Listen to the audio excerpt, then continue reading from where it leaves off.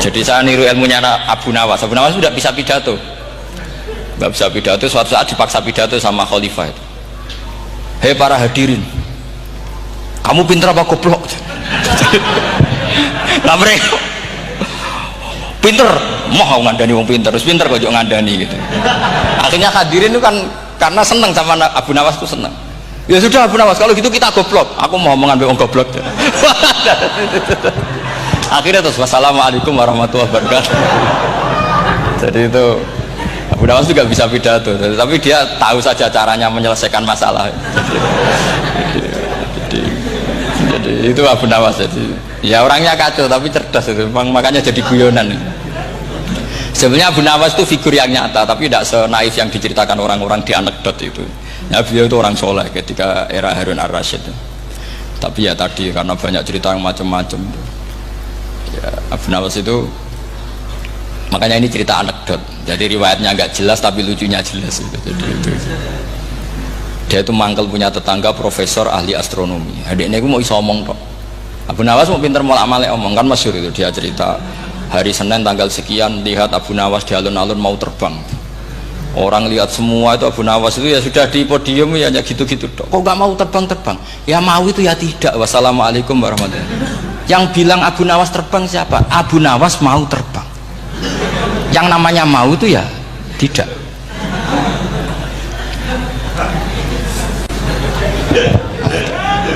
Pernah dia itu lomba sama Harun ar-Rasyid, siapa paling banyak pengunjung rumahnya di alun-alun. Harun ar-Rasyid bikin khemah, dia bikin khemah. Tentu cerita ini bohong, yakini ini bohong, makanya ini bohong tenang. Makanya ini anekdot, hanya guyonan. Harun ar-Rasyid karena dia raja itu ada apel, ada makanan macam-macam. Ya tentu pengunjungnya banyak. Batas akhir itu penilaian jam 12 malam. Abu Nawas tenang, satu pun nggak ada pengunjung, nggak ada makanan, nggak ada apa. Pas jam 12 rumahnya dia, kemahnya dibakar, orang ke dia semua. Dit menang dia karena jumlahnya, bahkan Harun ar-Rasyid itu datang ke kemahnya dia karena lombanya kan pengumpulan massa terbanyak tit jam 12. Harun ar-Rasyid pikirannya santri ya sugoi jajan mesti teko, itu pikirannya gitu. Abu Nawas pikirannya beda, jeneng ana kebakaran pasti datang. Wis dihitung biaya khemah sama hadiahnya banyak hadiahnya. Yang ahli falak ini punya ilmu yang rasional, yang pinter sekali. Dia ilmuwan bahwa bumi itu bulat-bulat. Nah, saya lagi tren meyakini bumi flat nih, yo kacau nih. Mau gara-gara penjelasan sing sepihak. Nih gua nganggur.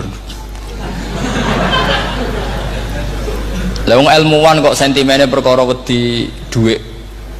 Enggak boleh ilmuwan menyebut sentimen apa? Uang. Akhir bumi itu bulat-bulat, jadi kalau anda jalan ke timur terus nanti ke titik yang sama. Abu Nawas paham karena dia memang nggak ahli sains gitu. Suatu saat si profesor ini kemalingan, malingnya melayu ngetan, terus minta tolong sama Abu Nawas, kejarlah maling itu. Kemana? Ke timur. Dia ngejar ke barat. Ditanya sama profesor, saya udah bilang larinya maling itu ke timur, kalau kejar ke barat nanti ketemu di titik yang sama. Akhirnya profesornya ngerti, oh ngenyek tuh. Jadi, nah khawatir saya nanti kalau santri-santri tidak pinter ilmu, terus pilihannya ilmu kayak Abu Nawas, jalan pintas tadi. Karena belajar falak jelimet, belajar faraid apa? Jelimet, ada aul, ada roh, terus semua ada masalah yang ruwet-ruwet terus. Akhirnya mau olah bicara. Nah, ini musibah, innalillahi wa inna ilaihi raji'un. Itu tidak boleh. Quran tidak mengajarkan itu. Quran tetap mengajarkan ilmu meskipun ada nilai seninya. Ya tadi nilai seni tadi, misalnya Allah mencontohkan daraba wa masalah rajulan fihi syuraka. Terus kedua uniknya Quran itu begini. Setelah dipikir itu nyata-nyata lebih detail. Misalnya begini. Ketika Allah mencontohkan ba'udah itu nyamuk. Itu orang-orang kafir itu bilang gini, ya Muhammad, Tuhan Anda kehilangan stok ilmiah. Sehingga contoh itu enggak yang dahsyat tapi sekedar nyamuk. Wong nyamuk kok digawe contoh. Mbok ya contoh itu dinosaurus, tak jerapah, tak apalah yang keren itu. Mosok contoh apa? Nyamuk.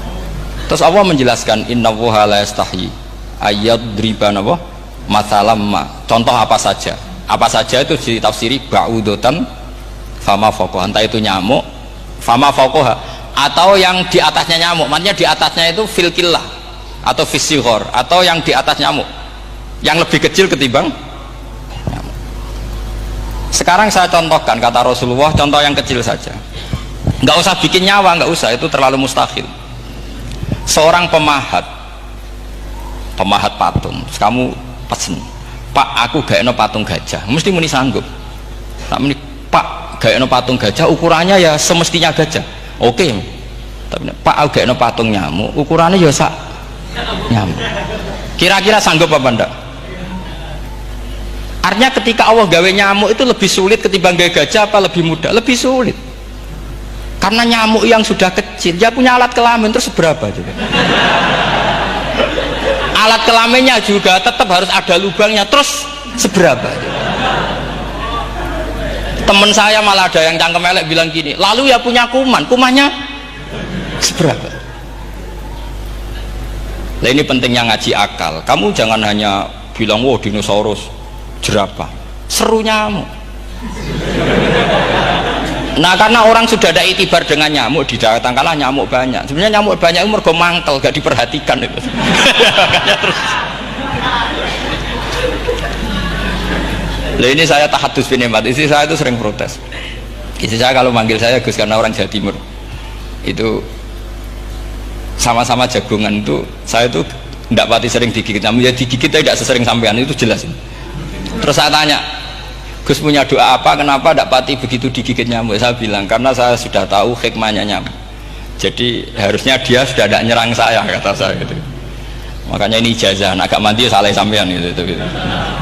Karena tadi logika yang terbangun gitu, kalau Allah bikin gajah, melubangi belalai gajah itu masih masuk akal, bahkan saat kita bikin patung masih bisa. Tapi kata tadi nyamuk itu sudah kecil, harus punya usus, harus punya alat kelamin, harus punya telur, telurnya juga detail lagi. Ini disebut inna woha la yastahyi ayyadriba mathalam ma ba'udah. Sehingga ba'udah di mata ahli tafsir, di mata ulama ini contoh yang luar biasa. Tapi di mata orang-orang yang nggak seneng mikir, kok terima nyamuk itu. Makanya saya minta kangkang di sini bisa makan itu harus syukur. Makan itu luar biasa. Saya itu sering nyontohkan di Jogja. Saya punya temen sakit, kalau nggak ada obat dari Belanda itu mati. Kalau ini nggak dapat obat bagus dari Belanda atau dari Jerman itu meninggal. Berapa bulan lagi matinya? 3 bulan. Kalau nggak sampai dapat obat mati 3 bulan. Oh masih mandi obat yang di Jogja, apa itu makan atau minum? Kalau orang tidak minum tidak sampai 3 bulan sudah mati. Boy orang itu mikir seperti itu. Tapi kita ini kalau obat dari Jerman, dari Belanda itu hebat. Kalau enggak kita mati sebulan lagi, 3 bulan lagi. Allah bikin obat pada kita tiap hari, yaitu kita bisa makan, bisa minum. Itu kalau sekali nggak makan 5 hari bisa mati sama. Tapi kita karena ngakan tuh hal yang biasa, nak duit iso utang terus yang kebiasa. Ini kalau ulama masalah besar. Punya otak seburuk itu tuh masalah besar bagi ulama. Sehingga Allah tidak malu ketika ngendikan kulu wasrobu, tidak malu karena makan ini urgen, sangat penting. Dan Allah tidak malu meskipun Quran itu temanya kelas tinggi, biasa Allah mengatakan jong kowe iku kulu min thayyibati ma razaqnakum, kamu makanlah. Karena minum obat itu kebutuhan kita ketika sakit.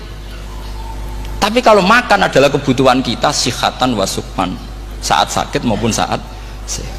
Nah, kalau Anda dengan kualitas ini, ketika Allah membicarakan makanan itu Anda akan respect sama Allah karena memang ini urgen betul. Tapi kalau Anda cara berpikir gini, hanya cari horo ibal ilmu yang aneh, yang seru, kamu baca ayat itu akan menjadi biasa-biasa saja. Dan itu masalah bagi mahabbah Anda pada Al-Quranul Karim.